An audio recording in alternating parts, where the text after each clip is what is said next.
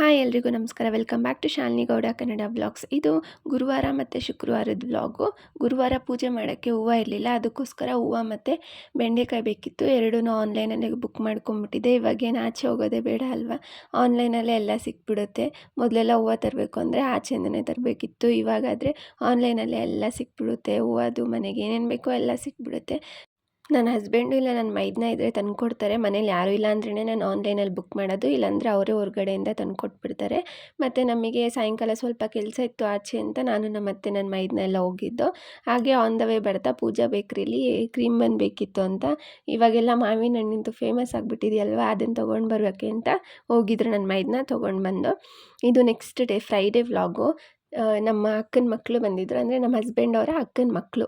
ಅವ್ರು ಬಂದಿದ್ದರು. ಇಷ್ಟು ದಿನ ಆದರೂ ಬಂದಿರಲಿಲ್ಲ ಅಂತ ನಮ್ಮ ಅತ್ತೆ ಅಳ್ತಾಯಿದ್ರು. ಅವ್ರು ಕಂಡ್ರೆ ಎಲ್ಲರಿಗೂ ಇಷ್ಟ, ಎಲ್ಲರೂ ಹಚ್ಕೊಂಡು ಬಿಟ್ಟಿದ್ದೀವಿ. ಅವ್ರು ಬಂದಿಲ್ಲ ಅಂದರೆ ನಮಗೆ ತುಂಬ ಬೇಜಾರಾಗ್ತಾ ಇರುತ್ತೆ. ಅದಕ್ಕೆ ಇವತ್ತು ಬಂದಿದ್ದರು, ತುಂಬ ದಿನ ಆದಮೇಲೆ. ಅದಕ್ಕೆ ನಮ್ಮ ಅತ್ತೆ ಕೂಡ ಅಳ್ತಾ ಇದ್ದಾರೆ, ಇಷ್ಟು ದಿನ ಬಂದಿಲ್ವಲ್ಲ ನೀವು ಅಂತ.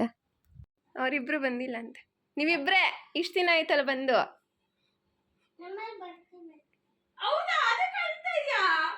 ನಿಜಮ್ಮ, ಯಾರನ್ನ ನಾವು ಇಷ್ಟಪಡ್ತೀವಿ ಅದು ನನಗೆ ಸಿಗದೇ ಇಲ್ಲ. ಅದು ಅದಕ್ಕೆ ಶೈನಕ್ಕ ಎಲ್ಲ ಅವರೆಲ್ಲ ಇದೆ. ಶೈನಕ್ಕಿಂತ ಜಾಸ್ತಿನ ನಾವು.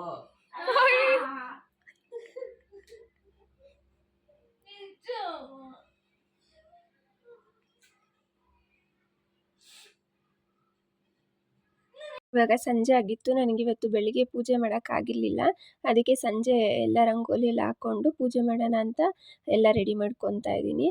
ಆಚೆ ಒಂದು ಚಿಕ್ಕ ರಂಗೋಲಿ ಹಾಕಿದ್ದೀನಿ, ನಿಮ್ಮ ಜೊತೆನೂ ಕೂಡ ಶೇರ್ ಮಾಡ್ಕೊಳ್ಳೋಣ ಅಂತ ರಂಗೋಲಿ ಡಿಸೈನ್ ತೋರಿಸ್ತಾ ಇದ್ದೀನಿ. ನನಗೆ ರಂಗೋಲಿ ಹಾಕೋದು ಅಂದರೆ ತುಂಬ ಇಷ್ಟ, ಆದರೆ ಎಷ್ಟು ಬರುತ್ತೋ ಅಷ್ಟೇ ಹಾಕ್ತೀನಿ. ನನಗೆ ಈ ಡಾಟೆಡ್ ರಂಗೋಲಿ ಎಲ್ಲ ಬರೋದಿಲ್ಲ. ನನಗೇನಿದ್ರು ಫ್ರೀ ಹ್ಯಾಂಡ್ ರಂಗೋಲಿ ಈ ಥರ ಹಾಕ್ತೀನಿ. ಇದನ್ನು ಆ್ಯಕ್ಚುಲಿ ಡಾಟೆಡಲ್ಲಿಟ್ಟು ಹಾಕ್ತಾರೆ, ಆದರೆ ನನಗೆ ಅದು ಡಾಟ್ ಹಾಕಿ ಬರಲ್ಲ ನನಗೆ. ಅದಕ್ಕೋಸ್ಕರ ನನಗೆ ಹೇಗೆ ಬರುತ್ತೋ ಹಾಗೆ ನಾರ್ಮಲಾಗಿ ಬಿಡಿಸ್ಕೊಂಡ್ಬಿಡ್ತೀನಿ. ಇವಾಗ ತುಳಸಿ ಕಟ್ಟೆ ಮುಂದೆನೂ ಒಂದು ಚಿಕ್ಕದು ಲೋಟಸ್ ಥರ ಹಾಕ್ಕೊಳ್ತಾ ಇದ್ದೀನಿ. ನನಗೆ ಲೋಟಸ್ ಎಲ್ಲ ಜಾಸ್ತಿ ಇಷ್ಟ, ಸೊ ಅದನ್ನೇ ಹಾಕ್ತಾಯಿರ್ತೀನಿ ಅವಾಗವಾಗ. ಇವಾಗ ಈ ರಂಗೋಲಿ ಎಲ್ಲ ಹಾಕ್ಕೊಂಡು ಬಾಗಿಲಿಗೂ ಕೂಡ ಹೂವು ಎಲ್ಲ ಮುಡಿಸ್ತಾ ಇದ್ದೀನಿ. ಹೂವು ಎಲ್ಲ ಮುಡಿಸಿದ್ಮೇಲೆ ನನಗೆ ಆ ಹೂವನ್ನ ಬಿಡಿಸ್ಬಿಟ್ಟು ಬಾಗಿಲು ಮುಂದೆ ಹಾಕೋದಂದರೆ ತುಂಬ ಇಷ್ಟ. ಅದನ್ನು ಹಾಕಿದ್ರೇ ಒಂಥರ ಪೂಜೆ ಲಕ್ಷಣ ಬರುತ್ತೆ ಅಂತ ನನಗನ್ಸುತ್ತೆ. ಅದಕ್ಕೆ ನಾನು ಯಾವಾಗೂ ಬಾಗಿಲಿಗೆ ಈ ಥರ ಹೂವು ಬಿಡಿಸಿ ಹಾಕ್ಬಿಡ್ತೀನಿ. ಆವಾಗ ಇನ್ನೂ ಬಾಗಿಲು ತುಂಬ ಚೆನ್ನಾಗಿ ಕಾಣುತ್ತೆ ಅಂತ. ಯೆಲ್ಲೋ ಕಲರು ಹಾಕಬೇಕಾಗಿತ್ತು, ಆದರೆ ಯೆಲ್ಲೋ ಕಲರ್ ಹೂವು ಇವತ್ತು ಯಾಕೋ ಕಮ್ಮಿ ಇತ್ತು. ಸೊ ನೆನ್ನೆ ತರಿಸಿದ್ನಲ್ಲ, ನೆನ್ನೆ ಇವತ್ತು 2 ದಿನಕ್ಕಾಗುತ್ತೆ ಅಷ್ಟೇ ಹೂವು ತರಿಸ್ಬಿಟ್ರೆ. ಇನ್ನು ಜಾಸ್ತಿ ತರಿಸ್ಬೇಕಾಗಿತ್ತು, ಇವತ್ತು ತರಿಸ್ಬೇಕಿತ್ತು. ಯಾರೂ ಇರಲಿಲ್ಲ ಅಂತ ಎಷ್ಟಿದೆಯೋ ಹೂವು ಅಷ್ಟೇ ಅಡ್ಜಸ್ಟ್ ಮಾಡಿಕೊಂಡು ಎಲ್ಲ ರೆಡಿ ಮಾಡಿ ಇಟ್ಕೊಂಡು ಪೂಜೆ ಮಾಡ್ತಾಯಿದ್ದೀನಿ.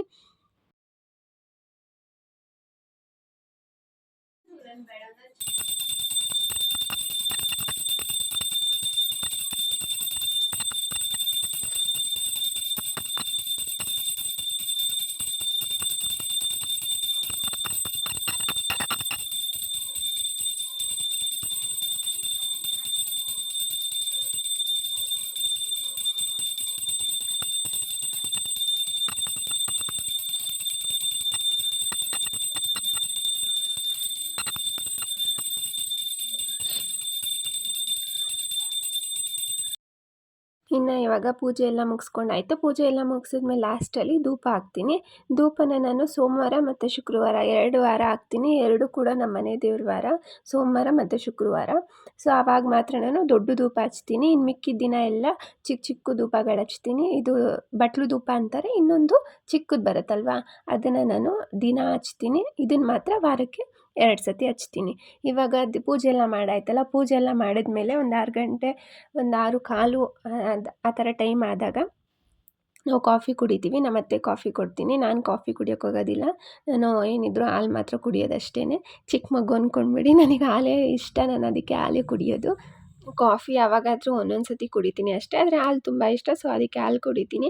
ನಮ್ಮ ಅಕ್ಕನ ಮಗಳಿಗೆ ಹಾರ್ಲಿಕ್ಸ್ ಬೇಕು ಅಂದ್ಲು, ಅದಕ್ಕೆ ಅವಳಿಗೆ ಹಾರ್ಲಿಕ್ಸು, ನಮ್ಮ ಅತ್ತೆಗೆ ಕಾಫಿ ಮತ್ತು ನನಗೆ ಹಾಲು, 3 ಜನಕ್ಕೂ ಹಾಕ್ಕೊಂಡು ಇವಾಗ ಕಾಫಿ ಕುಡಿಯೋಕ್ಕೆ ಹೋಗ್ತೀವಿ.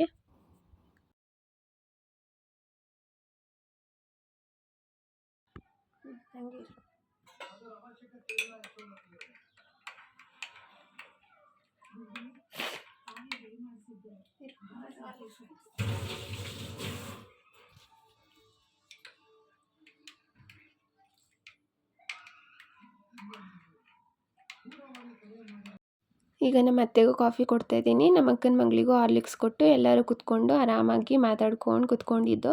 ಸೊ ಅದನ್ನು ಹಂಗೆ ರಾಕ್ ಕ್ಲಿಪ್ಸ್ ಹಾಕ್ತಾಯಿದ್ದೀನಿ, ನೋಡ್ಕೊಂಡು ಬನ್ನಿ.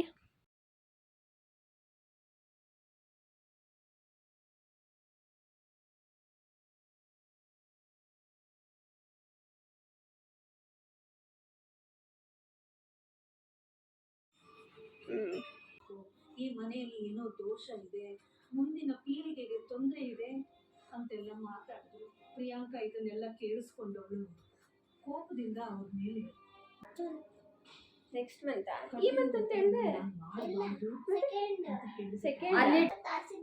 ನೋಡ್ತೀಯ ನೀನು? ಅದಕ್ಕೆ 6:30ಗೆ ಅಣ್ಣ 6:30ಗೆ ಅಲ್ಲ 7:30ಗೆ. ಅದಕ್ಕೆ ಈಗ ಏನ್ ಮಾಡ್ತಾ ಇರೋದು ಹೇಳು? ಅಲ್ಲಿ 6:30 ಅಂತ ಕೊಡ್ತಾರೆ. ಮ್ಯಾಚ್ ಅಲ್ಲ ಮನೆ, ಇವಾಗ ಏನ್ ಮಾಡ್ತಾ ಇರೋದು? ಅದಕ್ಕೆ ಇವಾಗ ಕುತ್ಕೊಂಡು ಧಾರಾವಾಹಿ ನೋಡ್ಕೊಂಡ್ ಬರ್ತಿದ್ದೀನಿ.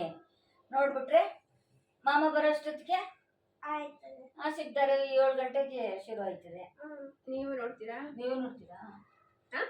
ಜಿಯೋ ಹಾಟ್ಸ್ಟಾರ್ ಅಲ್ಲ ನಮ್ದು ಅದೇ. ಒಂದೊಂದ್ಸಲ ನೋಡಲ್ಲ, ಅದೇ ಮ್ಯಾಚ್ ಸ್ಟಾರ್ಟ್ ಆಗುತ್ತೆ ಅಂತ ಎಷ್ಟು ದಿನ ಆದ್ಮೇಲೆ ಸ್ಟಾರ್ಟ್ ಆಗೈತಲ್ಲ. ಅದೇ ಇದು ಶೂಟ್ ಎಲ್ಲ ನಡೀತೈತಲ್ಲ ಅದಕ್ಕೆ. ಇವತ್ತು RCB ವಿನ್ ಆಗುತ್ತೆ ಗೆದ್ದಂಗೆ ನಾವು. ನಾನು ನೀನ್ ವರ್ಸಸ್ ಹೈದರಾಬಾದ್. ಹೈದರಾಬಾದು ಆಯ್ತು. ಪ್ಲೇಟು ಎಲ್ಲ RCB ಗೆಲ್ಲಿದ್ರೆ ಮತ್ತೆ ಕುಣಿಯೋದು, RCB ಗೆಲ್ಲಿಲ್ಲ ಅಂದ್ರೆ ಬೇಜಾರು. ಕುಡಿ.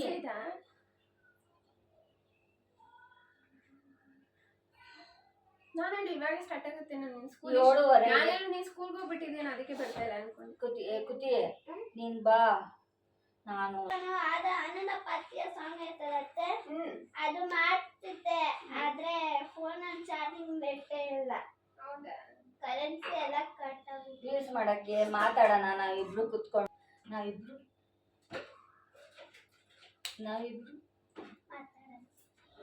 ಮಾತಾಡ್ಕೊಂಡು ಯೂಸ್ ಮಾಡ್ಕೊಂಡು ಅಮ್ಮ ಮಗಳು ನನ್ನ ಕೈಗೆ ಲೊಟ್ಕೆನೆ ಬರಲ್ಲ. ತಗೊಂಡ್ ಬಂದ್ಬಿಡ್ತು ನನ್ನ ಮೊಮ್ಮಗಳದಕ್ಕೆ. ಹಾಲು ಕುಡಿಯವ ತಣ್ಣಗೆ ಆಡ್ಸ್ಕೊಡ್ಲಾ? ಆಡ್ಸ್ಕೊಡ್ತೀನಿ ಕೊಡು. ಸಣ್ಣಗೆ ಒಂಚೂರು ಫ್ಯಾನ್ ಹಾಕವ. ಶೆಕೆ ಮಳೆ ಮಧ್ಯಾಹ್ನ ಮಳೆ ಬಂತು. ಅದೇ ಜೋರಾಗಿ ಬರ್ತಾ ಇತ್ತು ಮಳೆ.